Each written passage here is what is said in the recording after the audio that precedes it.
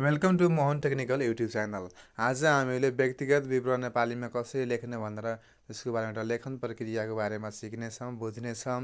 यसको हामीले एउटा सिभी पनि के त इङ्ग्लिस भाषामा पनि लिएर आउनेछौँ। तपाईँले यदि चाहियो भने सिभीको बारेमा कसरी बनाउने भनेर तपाईँ कमेन्ट पनि गर्न सक्नुहुन्छ। म सिभीको बारेमा पछि पनि एउटा भिडियो लिएर उपस्थित हुनेछु।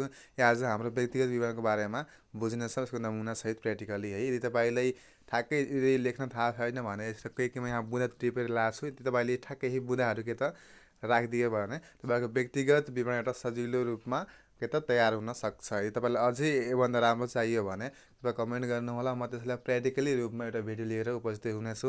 आज हामी हेरौँ अर्को काम एउटा व्यक्तिगत विवरणको बारेमा है। त कुनै पनि रोजगारी कामको सिलसिलाको लागि तपाईँले व्यक्तिगत विवरण आवश्यक पर्न सक्छ। व्यक्तिगत विवरण निम्न अनुसार कुरा लेखी तयार पारिन्छ भनेपछि हामीले व्यक्तिगत विवरणमा कुन कुन मुद्दाहरू राखेर हामीले तयार गरिन्छ, त्यहाँ केही मुख्यमा मुद्दाहरू लिएर मात्र उपस्थित भएको छु। यसको विस्तृत भिडियो बनाउन चाहनुहुन्छ भने तपाईँले त्यो अलिकति लङ हुन्छ, ठुलो हुन्छ। त्यही पनि यदि तपाईँलाई चाहियो भने कमेन्ट गर्नुहोला, म त्यो पनि भिडियो लिएर उपस्थित हुनेछु।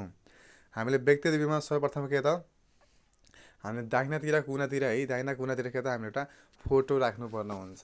जुन टाइप्सको पनि सिभी बनाउँदाखेरि हामीले के त एउटा फोटो अनिवार्य रूपमा राख्नुपर्ने हुन्छ। इङ्ग्लिस भए पनि अथवा नेपालीमा भए पनि हामीले फोटो राख्नु कम्पलसरी हुनुपर्ने हुन्छ है। त हामीले के त दाहिनातिरको कुना साइडमा के त हामीले एउटा फोटो टाँच्नुपर्ने हुन्छ। त्यसपछि हामीले ठ्याक्कै सेन्टरमा अलिकति मोटोमा नेपालीमा लेख्नुहुन्छ भने व्यक्तिगत विवरण लेख्नुहुन्छ होइन। सर्टकटमा इङ्ग्लिसमा चाहियो भने सिभी पनि लेख्न सक्नुहुन्छ, तर यसमा नेपालीमा भने हामी लेख्छौँ भने यसमा हामीले नेपालीमा मात्रै युज गर्न पाउँछौँ। इङ्ग्लिस लेख्नुहुन्छ त आज हामीले नेपालीको बारेमा लेख्नेछौँ। नेपालीको लागि हामीले के त सबै भाषाहरू मात्र नेपालीमा युज गर्न पाउँछौँ होइन। हाम्रो दाहिना कुनामा फोटो राख्ने, त्यसपछि ठ्याक्कै बिचको सेन्टरमा हामीले मोटोमा व्यक्तिगत विवरण बनाएर लेख्ने, त्यसपछि हामीले बायाँ साइडतिर हामीले सबैकै स्टार्ट गर्ने। जस्तै यहाँ लेखेको छ नि हाम्रो नाम, जस्तै तपाईँको नाम जे छ सुजन जे छ होइन, आफ्नो पुरा नाम लेख्नु होला। जस्तै माया चौधरी भइसक्यो भने माया चौधरी लेख्नुहोस् पुरा नाम। त्यसपछि जन्मस्थान लेख्ने, जन्मस्थान तपाईँको होइन कुन ठाउँमा भएछ। जस्तै तपाईँको ठेगाना हुन्छ नि जुन, त्यस्तै हामी यहाँ ठेगाना लेख्नुपर्ने हुन्छ भनेपछि।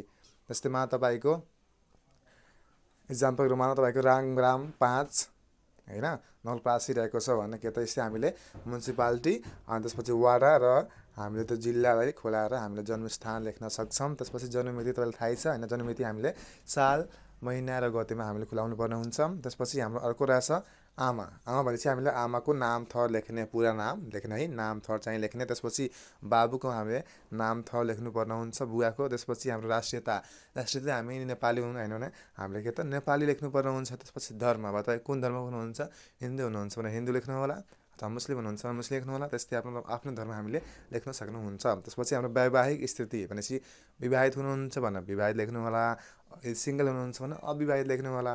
त्यसपछि अर्को छ हाम्रो स्थायी ठेगाना है, तपाईँको स्थायी ठेगाना कहाँ हो त्यो हामी लेख्छौँ। त्यसपछि अर्को छ हाम्रो अस्थायी ठेगाना। अस्थायी ठेगाना यदि स्थायी ठेगाना एकदम सेमै छ भने त्यही दुइटैमा लेख्दा हुन्छ।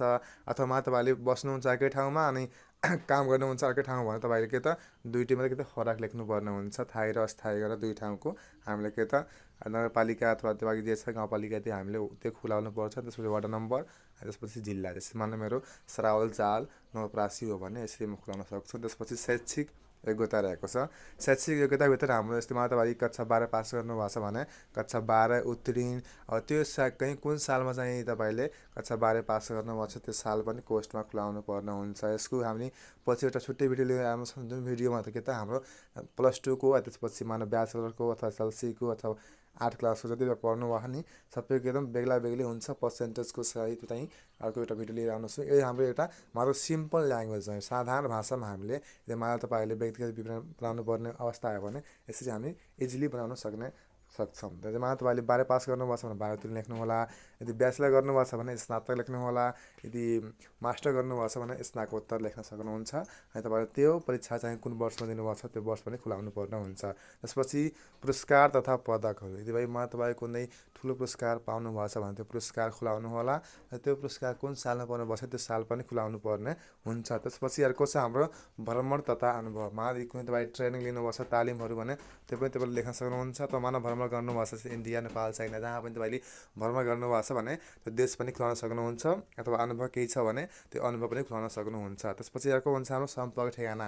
आफ्नो हामीले सम्पर्क ठेगाना लेख्नुपर्ने हुन्छ। त्यसपछि हाम्रो सम्पर्क नम्बर हुन्छ। हवस्, thank you for watching this video and please subscribe our more technical